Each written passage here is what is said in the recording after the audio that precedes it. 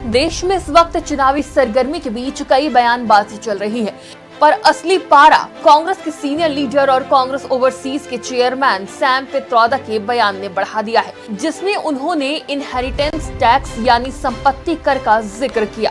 तो आखिर क्या है इनहेरिटेंस टैक्स?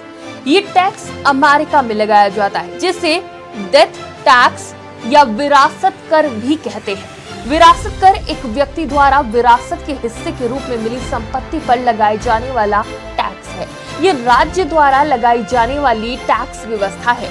अमेरिका की विरासत कर या इनहेरिटेंस टैक्स व्यवस्था उस धन संपत्ति पर लगती है जिसे कोई व्यक्ति मरने के बाद दूसरों के लिए छोड़ के जाता है। जिसे संपत्ति मिलती है उसे ही विरासत कर का भुगतान करना होता है। हालांकि इस कर को लागू करने में कई कारकों की भूमिका होती है। ये कारक ये निर्धारित करते हैं कि कितना कर भुगतान किया जाना चाहिए और मृतक कहाँ रहता था, संपत्ति पाने वाले के साथ उसके रिश्ते कैसे थे।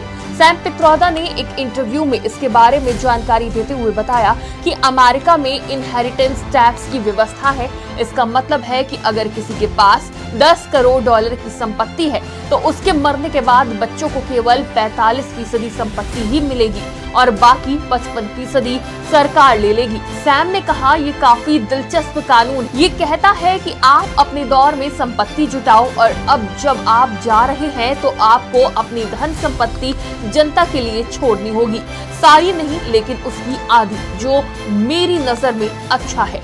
जिसके बाद से ही भारत में राजनीतिक बवाल जारी है और इस नाम की यानी कि संपत्ति कर की काफी चर्चा की जा रही है। आज की खबर के लिए शिखा मेहरोत्रा की रिपोर्ट।